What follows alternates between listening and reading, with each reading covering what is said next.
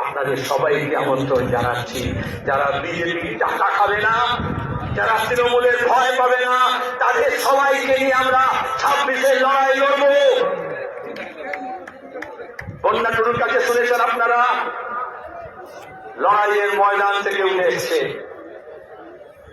আমাদের নেতা নেত্রী টালিগঞ্জের আর বলিউডের স্টুডিও থেকে উঠে আসে না। যাদের পাট্টা ছিল পাট্টা কেড়ে নিয়েছে, তাদের লড়াই করে নাকে হ্যাঁ করে নাক খসিয়ে প্রশাসনের জমির লড়াইতে নিজের ভূমিতে কৃষকরা তার নিজের অধিকার প্রতিষ্ঠা করেছে, তার প্রতিষ্ঠিত করতে এসছে। সে কি বলেছে ক্রিকেটের ভাষায়? আমি খুব বেশি ক্রিকেটের ভাষা করি না, বলেছে উইকেট ফেলে দেবো 26-এ। আর আপনার শুধু বললেন যারা পেছনে আছে, কি উইকেট ফেলবেন তো?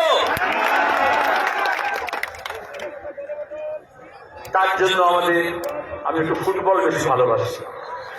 ফুটবলে হচ্ছে একটু নেমে খেলতে হয়, আমাদের সবাইকে একটু নেমে খেলতে হবে। ঠিক আছে তো? নেমে খেলবো, তাকে দুর্নীতিবাদকে 14 পাড়া থেকে টেনে হিসেবে আমরা মাটিতে নামাতে পারি, সেই সঙ্গে আমাদের নিতে হবে। আর যারা মনে করছে ছুটফুট করে গভর্নর সাহেব ঠিক করবেন, আমরা বলি গরিব মানুষের লড়াই কোন লাখ বেলাট লড়তে পারবে না। গরিবের লড়াই গরিবকে লড়তে হবে, বাংলার লড়াই বাংলার মানুষ লড়বে।